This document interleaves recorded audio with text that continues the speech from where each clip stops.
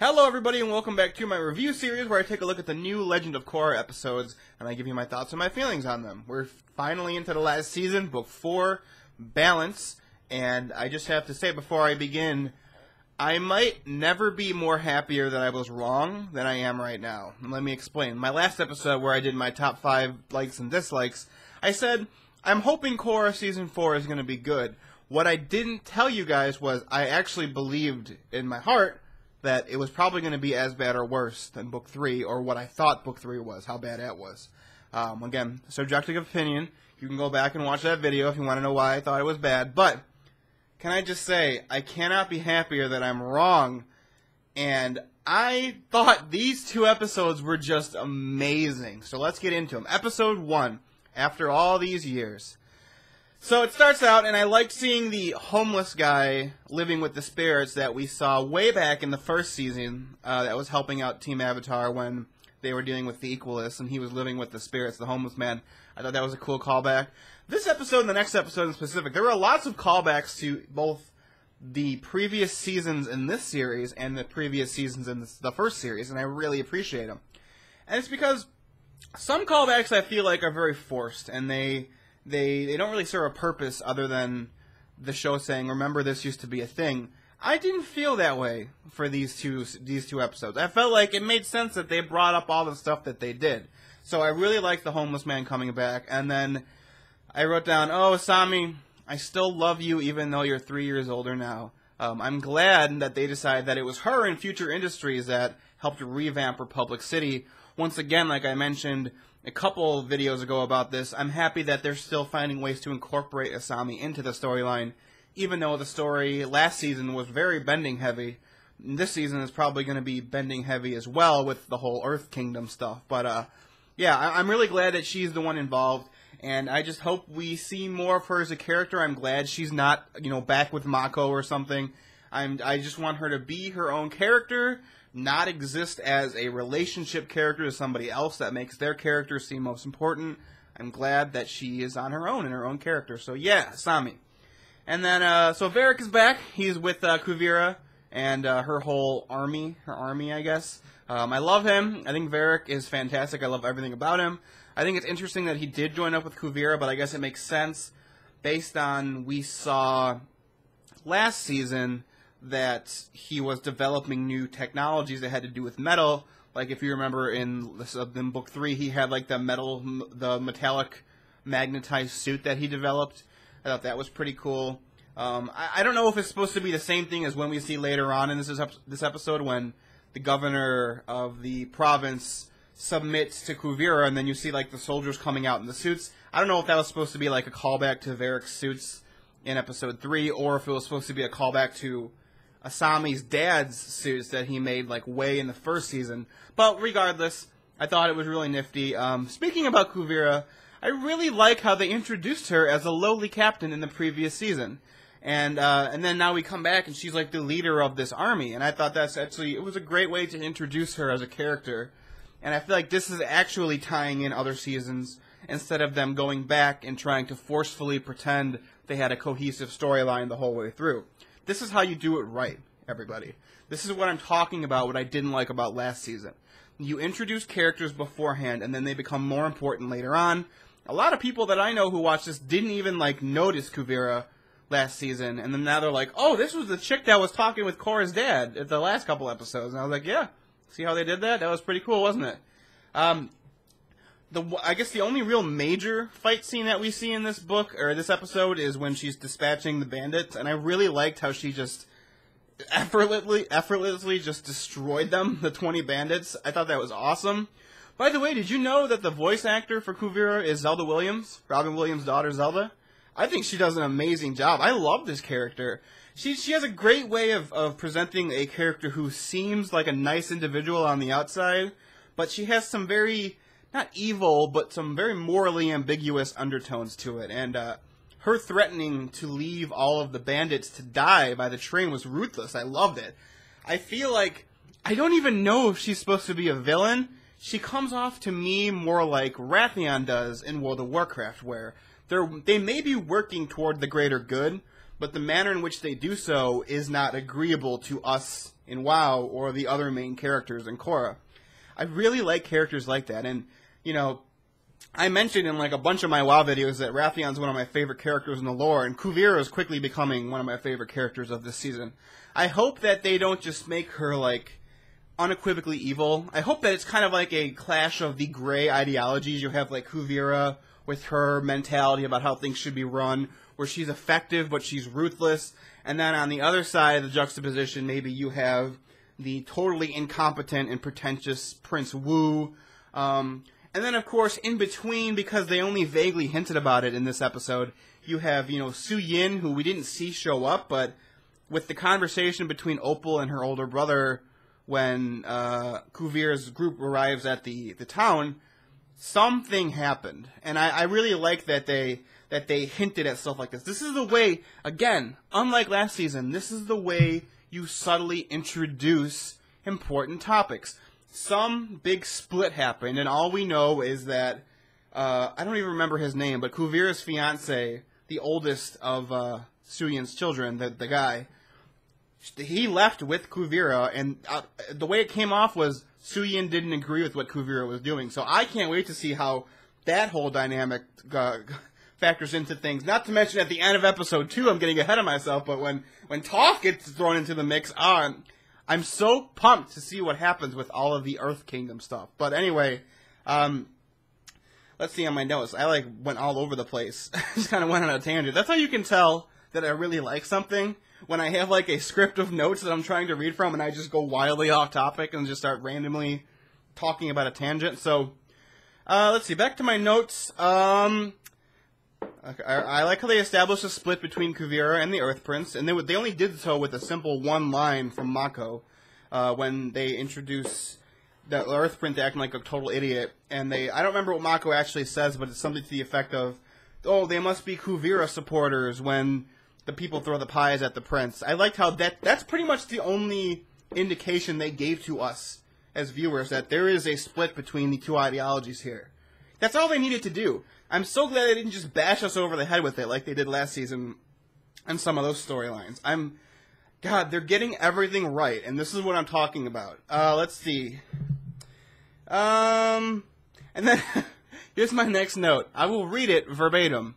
"Oh my god, this is a day of reckoning for me, I think. I've actually gotten through the entire episode without hating Bolin. I feel like a new man."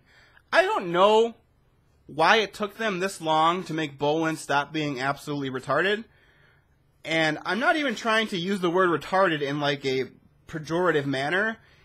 He legitimately acted like he was mentally handicapped, I felt like, for the last 3 seasons. Book 1, I didn't have that big of a problem with it, but Book 2 and Book 3 in specific, I really hated Bolin. And you know what? In this episode, I liked him. I had no problems with him. There's nothing else I can say. He was a fine character. He didn't distract from the scenes. He added to what little he was in. You know, the idea that him and Opal's relationship is suffering, I liked it. I thought it was pretty cool. And again, another point of splitting ideologies. You know, I can't say anything bad about Bolin, which is a real shocker coming from me. So, my next note is, but that being said, I still hate Kai and his stupid face. Jinora does not need a relationship to make that character important. She's a master airbender. She's, only at 14 years old. She's like an Aang equivalent of an airbender. That should be enough for that character. I don't know why they have to keep, forcing this relationship. It feels very forced to me. Even though we don't see them interact, I'm bringing it up because they talk about it in the episode. Opal talks about her and Bolin's relationship straining from the long distance, and then she asks Kai, and Kai says his is fine. I don't know why it's needed. I still don't like Kai, but I feel like it's getting to a point where I would not say it's an objective dislike, whereas last season I would say, in my top 5, this character served no purpose. That's how I felt about Kai. I still kind of feel like that way about him, but more now it's like I don't like him just because he rubs me the wrong way. Not that necessarily he's not needed as a character. Although, I would have been totally fine with just replacing Kai with Jinora in this episode. I don't know why they didn't do that. I don't know why they just had Jinora sitting at their Temple Island. doing nothing, really, because we see her at the end of the episode with all the rest of her family. She was doing nothing the whole episode. So I wish that Kai was just gone and Jinora was there with Opal instead. So in my next note, I'm sure everyone thought the same thing I did when I saw this, but the bandits having, like, a fighter helicopter seems wholly unbelievable, and I'm pretty sure we're going to find out later on that Kuvira is actually behind the bandits attacking and scaring a local populace so that they would submit to her rule. And if that's what the case is, that's very smart, very manipulative on her part. I really like it. I kind of hope that's what it is, because compared to when we first see the bandits attack the train, I could believe that those bandits were acting independently. But the bandits that have, like, a fighter jet, for the Korra universe at least, like a fighter jet attacking Sky Bison in the air, those are no normal bandits. Like, I'm almost 100% convinced that the bandits are working with Kuvira to scare people into submission. So I really like that idea. That should be explored in the Korra universe. So here we go. I really hope that's what happens. So we're getting to the end of the episode. My next note is Milo. You're still awesome. I love seeing Tenzin's whole family after 3 years. I wish they would have done something, really, this episode. They really don't do anything. They kind of just sit there and they react to when we find out that no one knows where Korra is. Ooh, I don't know. And then finally, my note was, goddamn, Korra is getting her ass whooped. I guess the poison really did a number on her. I find that interesting, and that's the end of the episode. And I have to say, I tweeted this out after watching the first episode. Where was this quality of storytelling? I think the animation is just as good, so, animation, I could say, I'm glad it's back. But where was this level of storytelling, character development? Where was all of this last season? Did they just, did they phone it in to different writers for season 3 and then came back and were like, we realized how stupid season 3 was, and now we're going to leave the series off with a bang, because this is the last season, and we really wanted it to go out well. And I really feel like if season 1 or 2 are any indication of how the whole season's going to go, or episodes 1 and 2, I am so pumped for this series, for this season. I'm getting my words mixed up. I loved episode 1. I thought it was great. So let's get into episode 2 now, called Korra Alone. By the way, before I begin, pretty much this entire episode 2, is just giant flashbacks and references and talking about other things in the universe. I really like it. Even the title of the episode alone, I don't know if you know this, but the title of the episode Korra Alone is actually a reference to an episode in the first series called Mako Alone, where it's when Mako has already left Iroh, and he's kind of trying to make his way through the world. He ends up meeting that Earthbender family whose son gets, kidnapped by firebenders, and then Mako goes and saves him. But at the end of the episode, they find out that Mako's with the Fire Nation, or he's the prince, and they kind of forsake him. That episode was called, did I say Mako? Zuko. I said Mako the whole time. I meant Zuko. For all those I said Mako, I meant Zuko. That episode was called Zuko Alone, and I thought it was cool how they brought it back, how her episode is pretty much very, very similar, almost exactly the same. And my first note is, I find it really interesting that I absolutely hated Bolin in this episode, only in the flashbacks when he's 17. Because after the jump, he's now 20 years old, but before that, he was 17. And I find it really interesting that I hated him in the flashback, but now I have no problem with him when he's 20 years old. I guess they really did decide to stop making him retarded after growing up.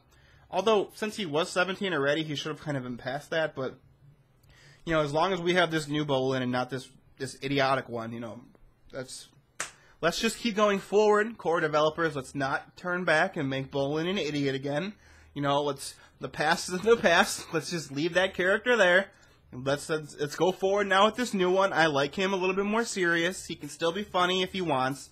He really hasn't done anything yet for me to find it annoying, but let's move on to the new Bolin. The new Bolin. I didn't bring up Mako last episode because he was just kind of there. I didn't hate him, but I didn't really like him. He was just, and I guess that's an improvement because my last video, I hated both of them all of season 3. So Bolin now I actually kind of like, or at least don't hate him. And Mako, I don't hate him either, so I guess that's an upgrade. So my next note is Katara. Yes, even as an old woman, she is awesome. I love that she's the one they have rehabilitate Korra. I think it makes perfect sense. And then we cut to Korra reading all her letters, and Mako is such an awkward little shit when he writes his, like, the weather is going to be fine. It's supposed to rain tomorrow. I don't know how to write letters. I thought that was hilarious. I thought that was legitimately funny. I liked that. And then Korra says something, like, after she's with Katara again, that I kind of feel like validates my opinion in the last episode. She basically states, without directly saying it, that the Red Lotus's plan made no sense. Like, she basically says, I don't know what they were doing. I don't understand why they would do this to me. Thank you. I'm glad they acknowledge that the Red Lotus's plan goes nowhere and doesn't make sense. So I feel like I'm validated in that regard.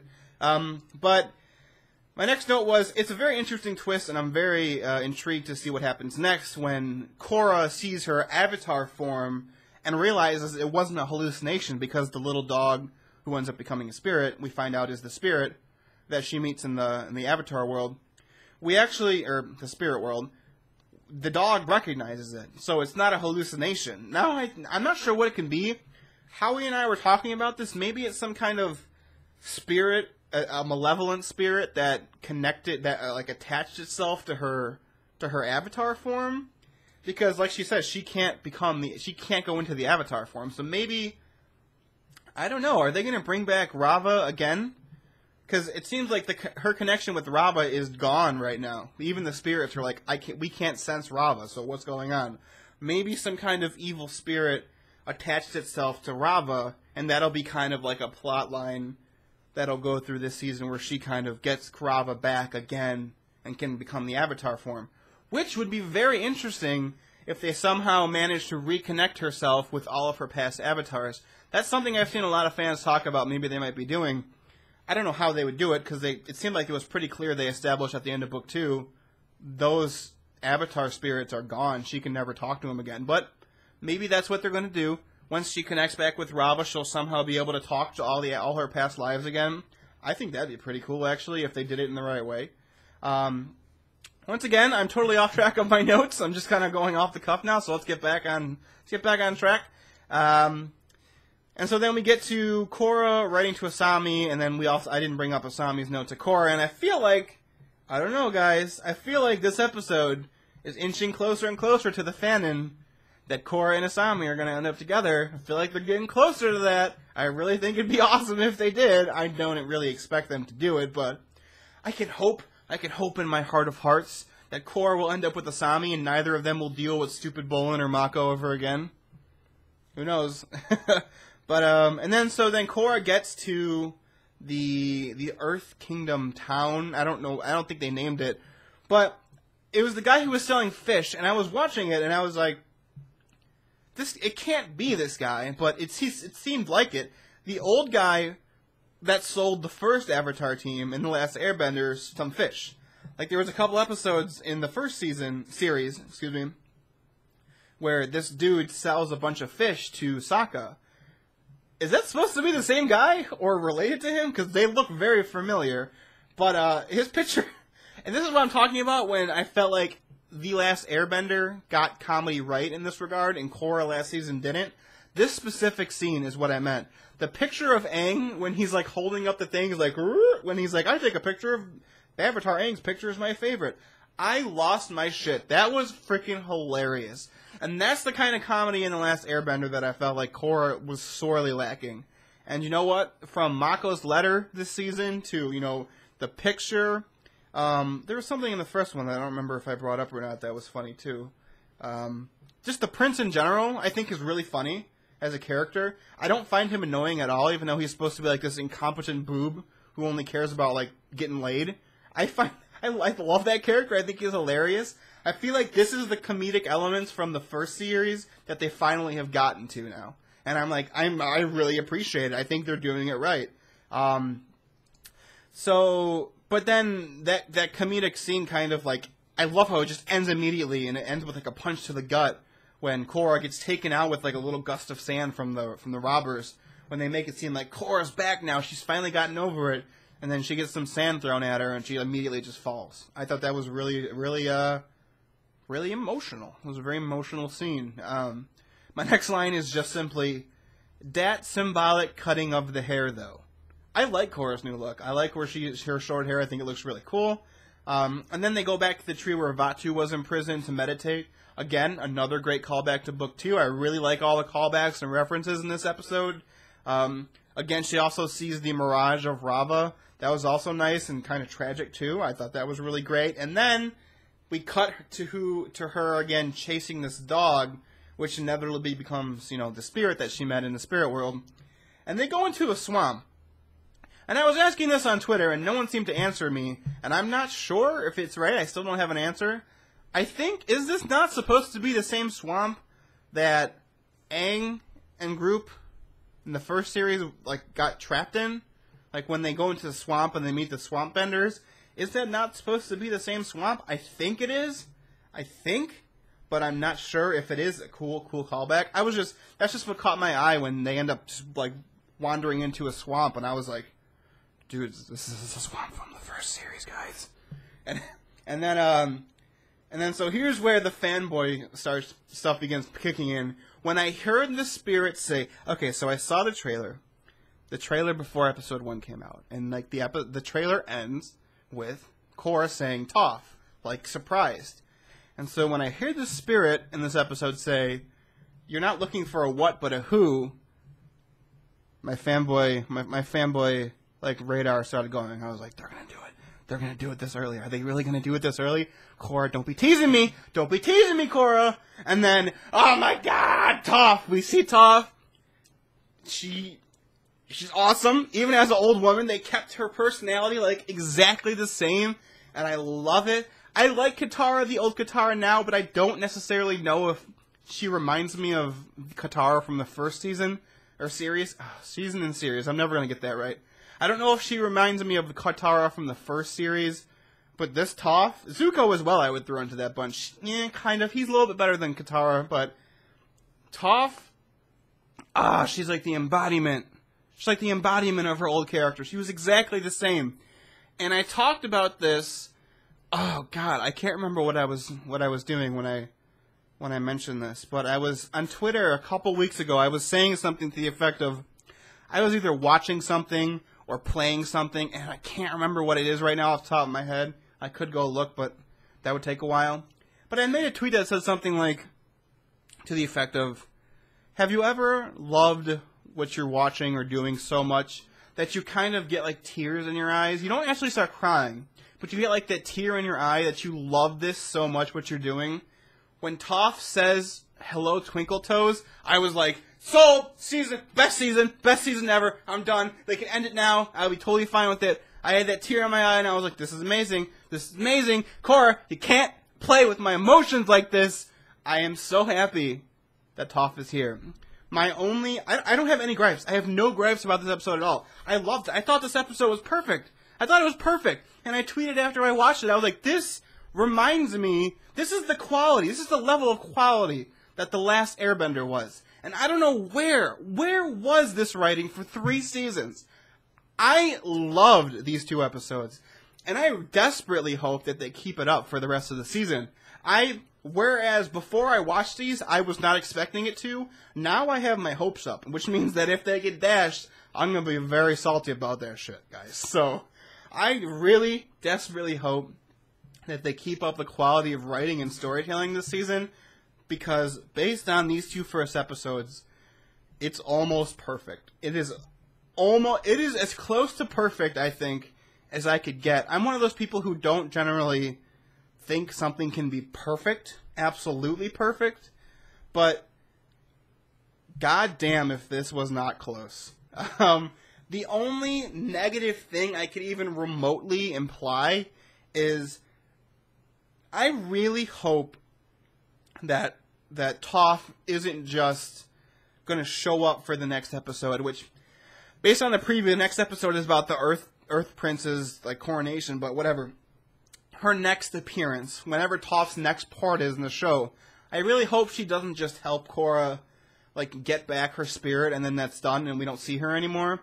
With all of the family drama that's going on in the Beifong family, with all of the political stuff that's going on in the Earth Kingdom between the Meadow Clan and Kuvira, and that inevitable clash that's coming, I really hope Toph doesn't just stay in that cave. I hope she comes back out into the world with Korra and, like, fixes the shit that... She didn't cause it, but she sure as hell didn't fix the problems. Like, she might have... The way she raised her children might have kind of laid the foundation for this confrontation, but I wouldn't say it's her fault, but Toph kind of needs to come back and fix everything that's going on, and I feel like she easily could. Like, she's Toph. She's fucking badass, the best earthbender in the world, you know, the creator of metal bending. She probably can be, like, expertly sand bending now, even though she was already pretty good in the first season after, like, one episode of watching people do it. So, I really, really hope that Toph is a major character this season, because unlike Zuko, where last season they hyped the shit out of Zuko coming back, and I feel like the total amount of screen time that he got last season was not even 10 minutes. And if it was, I don't remember it being 10 minutes.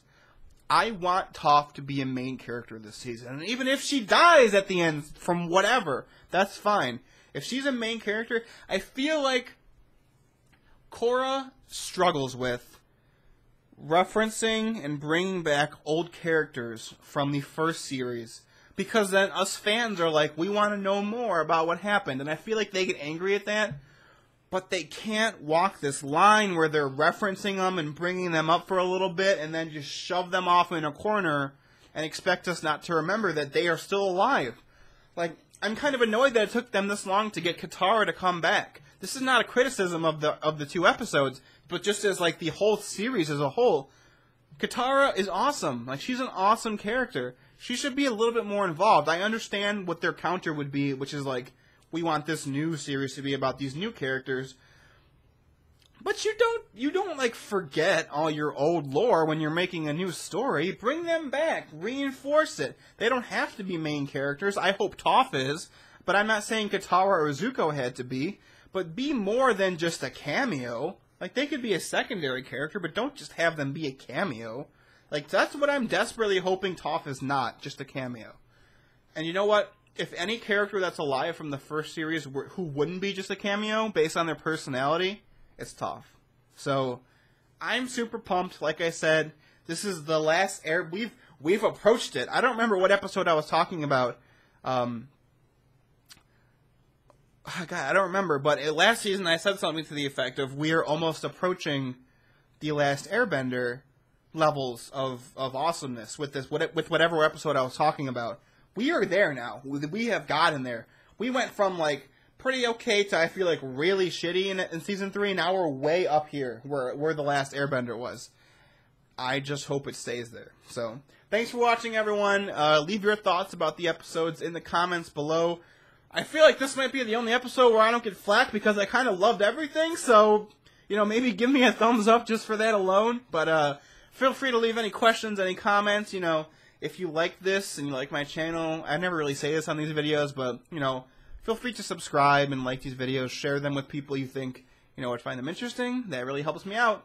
So, thanks for watching, guys. I'll see you next week for the Earth Prince's coronation, I guess. Based on the clip, it looks pretty funny. I like the Earth Prince. I like how stupid he is. So, we'll see you then. Hopefully the quality still is good. I'm hopeful now. I can say I'm hopeful now. I'm expecting good.